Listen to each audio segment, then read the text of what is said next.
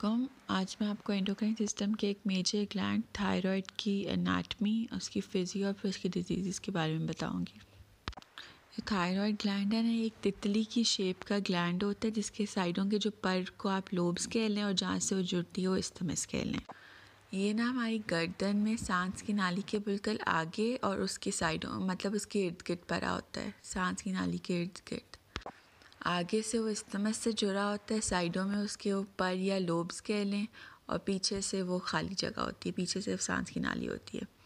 اس کے ارد گرد ایک فیشیا یا میمبرین کہہ لیں وہ جڑا ہوتا ہے، اور یہ فیشیا پھر ہمارے تھائرائڈ گلینڈ، پیچھے سانس کی نالی، لیرنگس اور ٹریکیا، اور اس سے پیچھے ایسوفیگس، ان سب کو انکلوز کرتے ہیں، ان سب کے ارد گرد ہوتا ہے۔ اسی لیے اگر گردن میں کسی کی سویلنگ ہونا اور اس کو اب نگلنے کے لیے کہیں، اگر وہ تھائرائڈ گلینڈ کی وجہ کی سویلنگ ہوگی تو جب وہ نگلے گا تو اس کے ساتھ ہلے گا مطلب جیسے وہ نگلے گا وہ اوپر نیچے ہو رہا ہوگا تھائرائڈ گلینڈ، تو ہمیں پتہ چل جائے گا یہ اس کی سویلنگ ہے۔ اور ساتھ ہی نا ہماری جو گلینڈس کے لوبس ہیں رائٹ اور لیفٹ، ان کے پیچھے بالکل ساتھ ساتھ ایک نس گزر رہی ہوتی ہے جس کو ریکرنٹ لارنجیل نرو کہتے ہیں۔ یہ نرو ہماری ووکل کورڈز جو ہماری آواز کے لیے بہت ضروری ہوتے ہیں، کیونکہ بالکل ساتھ ساتھ گلینڈ کے ہوتے ہیں۔ جب بھی گلینڈ کو کوئی مسئلہ ہو، یہ سوجا ہوا ہو، بڑا ہوا ہو، اس میں کینسر ہو یا اس کی سرجری کی گئی ہو، تو کافی چانسز ہوتے ہیں کہ اس نرو کو افیکٹ کرے، مطلب اس نس کے اوپر اثر کرے اور ہماری آواز بھاری ہو جائے یا ختم، اگر دونوں سائڈوں کا ہو تو ختم بھی ہو سکتی ہے۔ تو اس لیے اس چیز کو بھی بیماریوں میں دیکھتے ہیں۔ ایک تو وہ ہلے گا ہماری نگلنے کی وجہ سے، ایک آواز میں کوئی فرق ہوگا۔ اب ہم آ جاتے ہیں کہ تھائرائڈ گلینڈ بنا کن چیزوں سے ہوتا ہے۔ اس میں ایک یہ مین گیند کی طرح فولیکل ہوتا ہے، ارد گرد سے فولیکولر سیل سے لائنڈ مطلب فولیکولر سیلز ارد گرد ہوتے ہیں اس کے، اور اندر خالی جگہ ہوتی ہے جس میں جیل لائک مٹیریل ہوتا ہے، اس کو ہم کولوئڈ کہتے ہیں۔ ان سیلز میں اور اس کولوئڈ میں مل کر کافی سارے کیمیکل ریئیکشنز ہوتے ہیں جن کی وجہ سے ہمارا T3 اور T4 مطلب تھائرائڈ ہارمونز بنتے ہیں، مین تھائرائڈ ہارمونز جو ہوتے ہیں۔ ان کو باہر سے ایک ہی چیز چاہیے ہوتی ہے جو ہوتی ہے آیوڈین، جو ہماری ڈائٹ سے آتی ہے، ڈائٹ سے خون میں آتی ہے، خون سے ان کو ملتی ہے، اور پھر یہ ہمارے تھائرائڈ ہارمونز بنتے ہیں۔ اب باقی اس میں ایک پیرا فولیکولر سیلز ہوتے ہیں۔ پیرا فولیکولر سیلز ہمارے ایک اور ہارمون بناتے ہیں جو ہوتا ہے کیلسیٹونن، اور گلینڈ میں ہوتے ہیں یہ کیپلریز مطلب شریانیں، چھوٹی بڑی شریانیں، کنیکٹیو ٹیشو، مربوط ٹیشو میں آخر اس کو کہتے ہیں، اور ایڈیپوس ٹیشو چربی جو اس کو پروٹیکٹ کرتے ہیں، ان کی حفاظت کرتے ہیں اور ان کو غذا دیتے ہیں۔ اب ہمارے پاس 3 ہارمونز ہو گئے۔ T3 جو ایکٹیو فارم ہوتی ہے جس سے فنکشنز ہوتے ہیں جو اپنا اثر دکھاتی ہے جگہوں پہ جا کر۔ T4 ان ایکٹیو ہوتی ہے، اس کو ایک انزائم ہوتا ہے جو ایکٹیو کرتا ہے، اس کو T3 میں کنورٹ کر دیتا ہے، اور ایک کیلسیٹونن۔ یہ جو تینوں ہارمونز بن جاتے ہیں یہ اس فولیکل سے نکل کر جو ساتھ ہی بلڈ ویسل ہوتی ہے، کیپلری ہوتی ہے یا شریان، ادھر سے چلے جاتے ہیں اور پھر پوری باڈی میں جہاں جہاں اس کی ضرورت ہوتی ہے وہاں چلے جاتے ہیں۔ جب ہم ایکسرسائز کرتے ہیں، باڈی فزیکل یا مینٹل سٹریس میں ہوتی ہے، گلوکوز کم ہو رہا ہوتا ہے یا غذا کم کھاتے ہیں، تو یہ سب چیزیں مل کر نا سٹیمولس دیتی ہیں ہائپوتھیلیمس کو۔ ہائپوتھیلیمس تھائروٹروپن ریلیزنگ ہارمون نکالتا ہے، مطلب ان چیزوں کی وجہ سے ہائپوتھیلیمس سے یہ چیزیں نکلتی ہیں۔ ہائپوتھیلیمس میں نے آپ کو پہلے لیکچر میں بتایا تھا، یہ دماغ میں بیچ میں ایک چھوٹا سا آرگن ہے، گلینڈ ہے، وہاں پہ ہوتا ہے یہ۔ پھر یہ والا ہارمون تھائروٹروپن ریلیزنگ ہارمون پیچیوٹری میں جاتا ہے۔ پیچیوٹری بھی گلینڈ ہے دماغ میں پڑا ہوا، پیچیوٹری سیکریٹ کرتا ہے تھائرائڈ سٹیمولیٹنگ ہارمون، یہ ایکٹ کرتا ہے تھائرائڈ گلینڈ پہ۔ پھر تھائرائڈ ہمارے ہارمونز بناتے ہیں جو تھائرائڈ ہارمونز T3 اور T4 ہیں، اور ایک کیلسیٹونن، اس کے بارے میں بعد میں بتائیں گے۔ پھر یہ T3 T4 باڈی میں جاتے ہیں، وہاں پہ اپنے کام جو میں نے آپ کو پہلے بتایا وہ کرتے ہیں، جس طرح بلڈ گلوکوز زیادہ کیا، کاربوہائیڈریٹس کا مطالبہ کیا، جب یہ والے فنکشنس ہو رہے ہوں گے، گلوکوز زیادہ ہو جائے گا، ایکسرسائز نہیں ہوگی، ہم ریسٹ میں ہوں گے، غذا کھا لی ہوگی کوئی، اسٹریس ختم ہو جائے گا، تو یہ سب کچھ جا کر نا نیگیٹو فیڈ بیک کے تھرو ہائپوتھیلمس کو کہتا ہے آپ روک دیں، تو یہ سارے ہارمونس کا ریلیز رک جاتا ہے. لیکن جب ہماری باڈی نے سب کچھ جو گلوکوز بنایا، باقی چیزیں ہوئیں، استعمال ہو گئیں، تو یہ جائے گا ہائپوتھیلمس کی نا کچھ ڈیزیزز ہوتی ہیں، یا تو ان ڈیزیزز میں تھائرائڈ ہارمون کی پروڈکشن کم ہو رہی ہوگی، اس کو ہائپوتھائرائڈزم کہیں گے، یا پھر تھائرائڈ ہارمون کی پروڈکشن زیادہ ہو رہی ہوگی، اس کو ہائپر تھائرائڈزم کہیں گے. ہائپو میں یا تو انفلیمیشن ہو سکتی ہے، کوئی انفیکشن ہو سکتی ہے، اینٹی باڈیز بن سکتی ہیں. سیم ہائپر میں ایک کنڈیشن امیونوگلوبولنس کی وجہ سے ہوتی ہے، یا ہائپر فنکشننگ فالیکل سیلز زیادہ ہو رہے تھے، مطلب فالیکل سیلز جو ہے نا وہ تو فنکشنل یونٹس جو ہم نے پڑھے تھے وہ زیادہ بنیں گے، وہ زیادہ فنکشن کرنا شروع ہو جائیں گے. اب اس میں ہمیں فزیکل سمٹمز نظر کیا آتے ہیں؟ وہ ہائپو میں پہلے ہم ہائپو کر لیتے ہیں. ہائپو والا بندے کو ٹھنڈ زیادہ لگے گی، وہ موٹا ہونا شروع ہو جائے گا، اس کا ویٹ گین زیادہ ہوگا، پسینہ کم آئے گا، اس کی اسکن جلد ڈرائی ہوگی، ٹھنڈی ہوگی، سخت سی ہوگی، بال سخت ہوں گے، کہیں بال اتر بھی سکتے ہیں، کم ہوں گے، ناخن نازک سے ہوں گے، قبض رہے گی، بھوک کم لگتی ہے، بندے کو تھکاوٹ رہتی ہے، اس کی حرکت کم ہوتی ہے، ویکنس محسوس ہوتا ہے، موڈ ڈپریس رہتا ہے، دل کی دھڑکن کم رہتی ہے، سانس چڑھتا ہے جب کوئی حرکت ہو. اب ہائپر تھائرائڈزم میں آلموسٹ ان سب کا الٹا ہوتا ہے. تھائرائڈ ہارمون زیادہ بن رہا ہوتا ہے تو بندے کو گرمی برداشت نہیں ہوتی، زیادہ پسینہ آ رہا ہوتا ہے، ویٹ گر رہا ہوتا ہے، کم ہوتا ہے، کیونکہ ہم میٹابولزم کے لیے تھائرائڈ ہارمون یوز ہوتا ہے نا، میٹابولزم زیادہ ہو رہی ہے، فیٹ زیادہ یوز ہو رہے ہیں تو ویٹ کم ہو رہا ہے، بھوک زیادہ لگتی ہے، ہماری جو جلد ہے وہ گرم ہوتی ہے، نمی سی محسوس ہوتی ہے اس میں. پھر جو ہے قبض نہیں ہوتی، زیادہ تر ڈائریا ہوتا ہے، بھوک زیادہ لگ رہی ہوتی ہے. ہائپر ایکٹیویٹی بہت ہوتی ہے، بندے میں نا سکون نہیں ہوتا، وہ بہت زیادہ ہلتا ہے، اینکشس ہوتا ہے، نیند کم آتی ہے، ہلکے ہلکے ٹریمرز یا پھر ہلکی ہلکی باڈی ہلتی بھی ہے کچھ پیشنٹس کی. دل کی دھڑکن محسوس ہوتی ہے، دل کی دھڑکن زیادہ ہو جاتی ہے، اور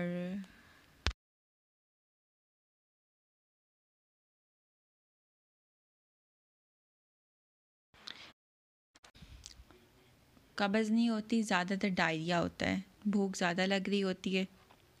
اب ہم آ جاتے ہیں کہ ہم لیبس کیا کراتے ہیں. لیبس ہم تھائرائڈ فنکشن ٹیسٹ کراتے ہیں، جس میں ہمارا ٹی ایس ایچ آ جاتا ہے، تھائرائڈ اسٹیمولیٹنگ ہارمون ہے جو پیچیوٹری سے نکلتا ہے، اور T3 T4 آ جاتے ہیں جو تھائرائڈ ہارمونز ہیں جو تھائرائڈ گلینڈ سے نکلتے ہیں.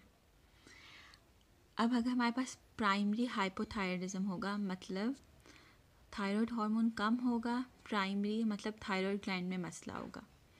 اس کا مطلب ہے کہ تھائرائڈ گلینڈ T3 اور T4 نہیں بنا رہا، تو یہ کم ہوگا، لیکن فیڈ بیک میکانزم صحیح ہے.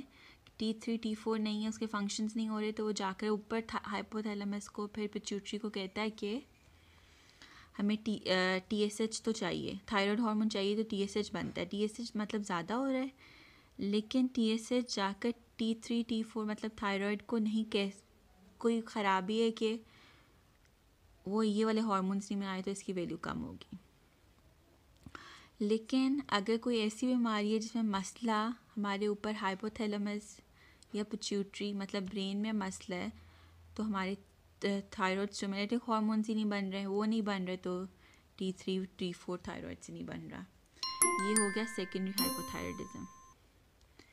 اب ہائپر تھائرائڈزم اس سے الٹا، پرائمری ہائپر تھائرائڈزم میں وہی ہوگا کہ گلینڈ کا کوئی ایسا ایشو چل رہا ہے کہ وہ تھائرائڈ ہارمون زیادہ بنا رہا ہے، لیکن ہمارا فیڈ بیک صحیح ہے، اوپر جا کے تھائرائڈ ہارمون زیادہ ہے، لیکن وہ تھائرائڈ اسٹیمولیٹنگ ہارمون کو کہہ رہا ہے کہ اس کی ضرورت نہیں ہے، وہ کم ہو جائے. وہ کم ہو جائے گا، لیکن تھائرائڈ ہارمونز ہمارے نارمل زیادہ رہیں گے. نارمل نہیں مطلب وہ ہمارے زیادہ بنتے رہیں گے ارسپیکٹیو کہ تھائرائڈ اسٹیمولیٹنگ ہارمون کتنا ہے کتنا نہیں ہے، اس کا اس سے کوئی اثر نہیں ہو رہا ہوگا۔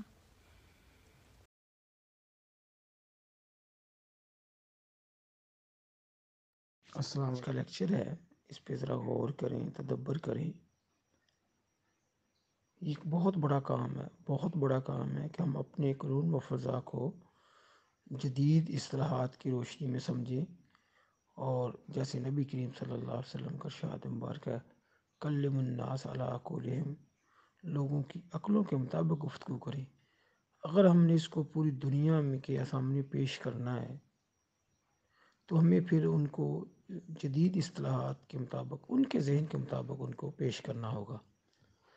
تو یہ ایک بڑا اچھا موقع ہے، یہ بہت ہی اچھا انداز ہے پڑھے لکھے لوگوں کے سامنے، ڈاکٹرز کے سامنے، اور پوری دنیا کے سامنے جو میڈیکل سے ریلیٹڈ ہے، ہم اس کو قانون و فضا کو جدید اصطلاحات کے ساتھ تطبیق دے کے ان کو پیش کریں، اور ایک لوگوں کو سائنٹیفک انداز میں پیش کریں، تاکہ دنیا صابر ملتانی رحمۃ اللہ علیہ کی تحقیقات سے کما حق مستفید ہو۔ اور جو دنیا میں ایک گیپ آیا ہوا ہے، دنیا الٹرنیٹو کی طرف دیکھ رہی ہے، وہ صابر ملتانی رحمۃ اللہ علیہ کی فکر کو، فلسفے کو اپنائیں اور متبادل کو اڈاپٹ کریں۔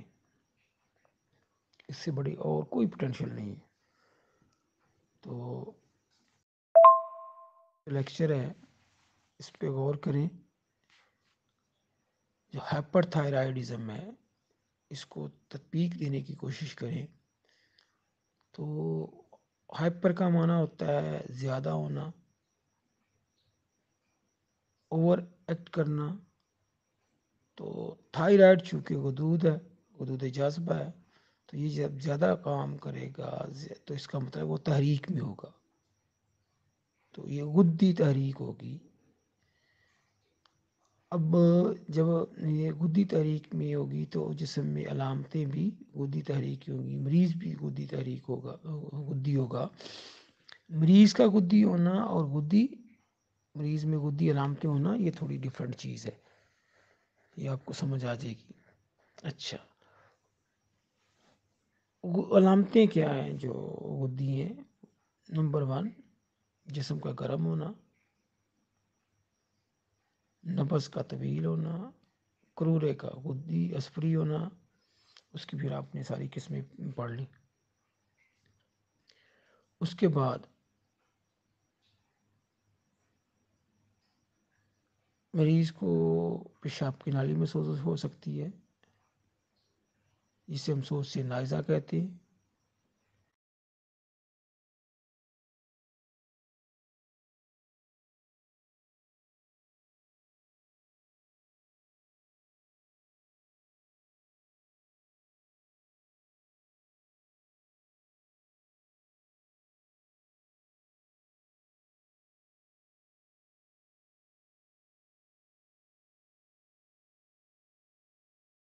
ہو سکتی ہے، جسے ہم سوز سے قبض کہتے ہیں، سوز سے قبض، کلیہ مثانہ۔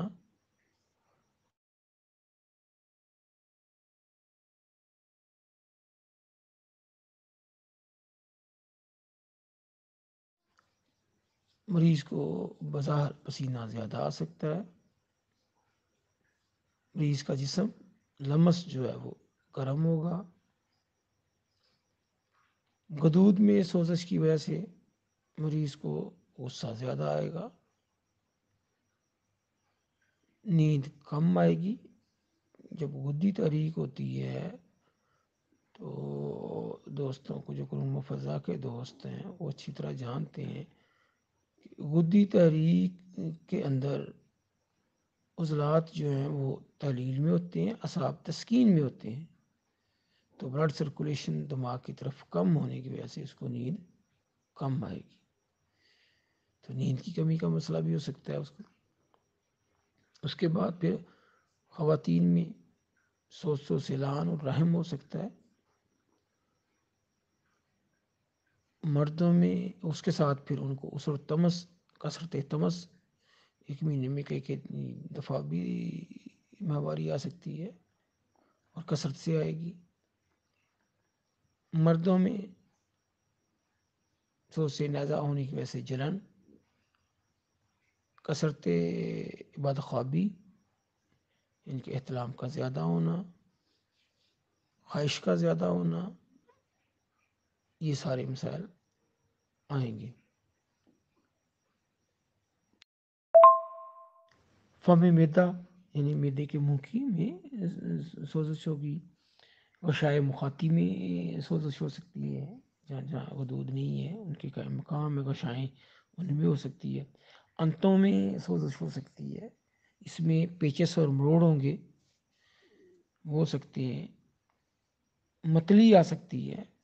یہ ساری کیفیات جو ہے غدی تحریک ہی کی ہیں اور یہ ہو سکتی ہیں، اور یہ ہائپر تھائرائڈزم میں غدی تحریک ہی کی علامتیں ظاہر ہوتی ہیں، تو ہم ہائپر تھائرائڈزم کو غدی تحریک کا نام دے سکتے ہیں۔ جب ہم غدی تحریک کہتے ہیں تو اس سے مراد غدی عضلاتی تحریک ہی ہوتی ہے، لیکن یاد رکھ لیں جو اسٹوڈنٹس کہ غدی عضلاتی تحریک جو ہے یہ اپنی پیک پہ ہے حرارت جسم کے اندر، لیکن غدیت کا جو آغاز ہے، حرارت کا جو آغاز ہے جسم کے اندر، وہ عضلاتی غدی تحریک سے شروع ہو جاتا ہے۔ جب عضلات کا تعلق غدود سے بننا شروع ہو جاتا ہے، پھر وہاں سے اس کا آغاز شروع ہو گیا غدیت کا۔ پھر غدی عضلاتی تحریک میں حرارت جو ہے نا پیک پہ ہوتی ہے۔ جب حرارت کا تعلق اعصاب کے ساتھ ہونا شروع ہو گیا تو پھر غدی اعصابی تحریک آ گئی۔ تو اس لحاظ سے عضلاتی غدی تحریک، غدی عضلاتی تحریک، اس حساب سے پھر عضلاتی غدی تحریک، غدی عضلاتی تحریک اور غدی اعصابی تحریک یہ حرارتی ہی کی تحریک ہے۔ فرق کو پھر سمجھ لیں، عضلاتی غدی تحریک میں حرارت کا آغاز جب عضلات کا تعلق غدود سے بننا شروع ہو جاتا ہے، غدی عضلاتی میں حرارت غلبہ پا جاتی ہے عضلاتیت پہ، غدی اعصابی میں حرارت جو ہے وہ کا تعلق جو ہے اعصاب سے بننا شروع ہو جاتا ہے۔ جی اب جو علامتیں ہیں مریض کی ہم دیکھیں گے، اس کی طرف آتے ہیں۔ جب مریض آپ کے سامنے آئے اور آپ دیکھیں کہ اس کی آنکھوں کی جو اوپر یہ پروٹا ہے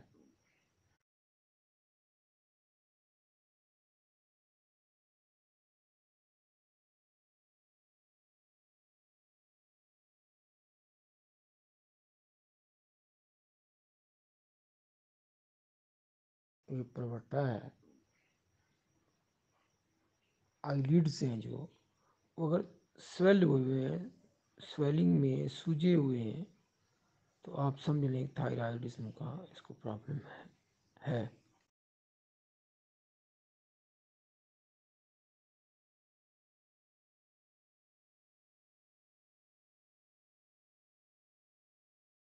جی اب جو علامتیں ہیں مریض کی ہم دیکھیں گے، اس کی طرف آتے ہیں۔ جب مریض آپ کے سامنے آئے اور آپ دیکھیں کہ اس کی آنکھوں کی جو اوپر یہ پروٹا ہے،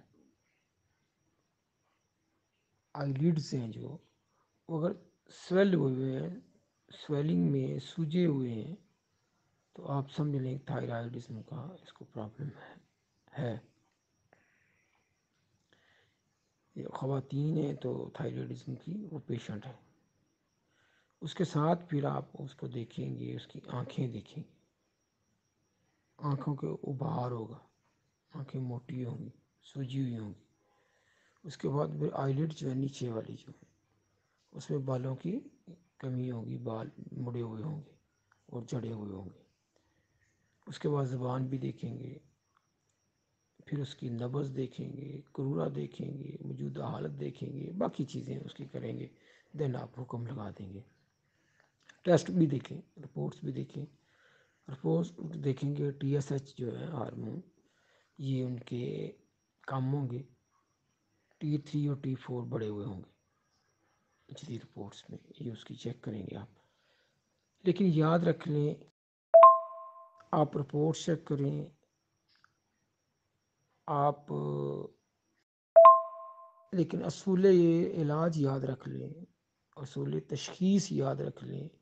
آپ جدید جو ہے نا یہ علامتیں دیکھیں، رپورٹس دیکھیں، اس کی علامتیں بھی دیکھیں، لیکن آپ نے فائنل جو حکم ہے وہ مریض کی موجودہ کنڈیشن پہ لگانا ہے. دوائی اور غذا آپ نے مریض کی موجودہ کیفیت کو پیش نظر رکھ کے رکھنی ہے. رپورٹ ضرور چیک کریں، مریض کی باتیں بھی ساری سنیں، لیکن آپ ایک معالج ہیں تو آپ نے جو سب سے زیادہ اہمیت دینی ہے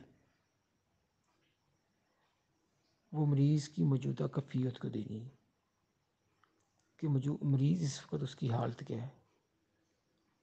نبض دیکھیں، اگر طویل ہے تو وہ غدی مریض ہے. نمبر 2، کرورا دیکھیں، غدی کرورا ہے، نے پھر ہی لگانا ہے کہ یہ مریض غدی ہے. اب ساتھ اس کی بھویں جو ہے وہ اتری ہوئی ہیں، اوپر سویلنگ ہے، آنکھیں بھی موٹی ہیں اور سوجی ہوئی ہیں، تو پھر آپ باقی علامتیں بھی دیکھیں گے، غدی علامتیں دیکھیں گے، پھر اس کو تھائرائڈ کا حکم لگا دینا ہے، ذہن میں اٹھا لینا ہے کہ یہ پیشنٹ ہائپر تھائرائڈزم کا ہے. غذا میں آپ نے اس کو دلیا دینا ہے، سوگی بادام دیسی گھی دودھ ڈال کے، دودھ والا، یا حلوہ دے دیں، سوگی بادام دیسی گھی ڈال کے، یا مربع گاجر دے دیں، مکھن ڈبل روٹی دے دیں، انڈے کی سفیدیاں دے دیں. یہ ڈیسائیڈ کرنا ہے آپ نے مریض کی موجودہ صورتحال پہ. پھر اگر زیادہ دیکھیں، زیادہ حرارت ہے، زیادہ اس میں ہے، تو پھر سوگی بادام نکال دیں. اگر ذوف زیادہ ہے تو اس میں پھر آپ اور چیزیں جیر بادام بھی ڈال سکتے ہیں. یہ مریض اپنا طبیب کی وہ تجربہ ہوتا ہے. اب اس کو میں نے عمر کا لحاظ رکھنا ہے، جنس کا لحاظ رکھنا ہے، تو اس کے مطابق پھر آپ نے ایڈجسٹ کر لینی یہ چیزیں. اس دوپہر کو سبزیاں دیں، سبزیوں کا سوپ دیں، دال مونگ دے دیں. اس کے بعد پھر رات کو صبح یا دوپہر والی غذا دیں. کہوے میں اس کے مطابق اعصابی قہوہ دیں، اس کو دیکھ کے. اگر یہ ساتھ جگر کی صورت زیادہ ہے تو مکو کاسنی، اگر مسانے کی زیادہ ہے تو اس میں کلونجی، ناپ پکھڑا وغیرہ، اور گردوں کی سوزش ہے تو. اور اسی طرح اگر ایسی نہیں ہے، صرف دودھ کی ہے، گلے کی زیادہ ہے، تو پھر اس کے ساتھ ملٹھی استعمال کروائیں، ساتھ سبز الائچی استعمال کر دیں، سونف ڈلوا دیں، زیرہ ڈلوا دیں. یہ کعوہ ان کو استعمال کروائیں، ملٹھی، سونف، زیرہ. دوائی میں اس کا تھائرائڈ کا جو بالخاصہ علاج ہے وہ کشت شیریں ہے. نبی کریم صلی اللہ علیہ وسلم نے حکماً اس کا علاج فرمایا. وہ اس کا سپوف استعمال کریں، 1 ٹی اسپون صبح دوپہر شام، 4 ٹائم بھی کر سکتے ہیں، لیکن ساتھ ہلدی، مٹھی، سونف، سوسی وہ استعمال کروائیں. اگر مزید زیادہ صورتحال ہے تو آپ غدی اعصابی ملین سے لے کے اعصابی غدی تریاک تک آپ استعمال کروا سکتے ہیں. یہ 6 تریاک اس پہ بہت اچھا کام کرتا ہے. کست سوسی ہلکا سا آپ اس کا ٹچ دے دیں، 6 تریاک اگر آپ کے پاس پڑا ہوا بنا ہو تو یہ بہت اچھا کام کرتا ہے.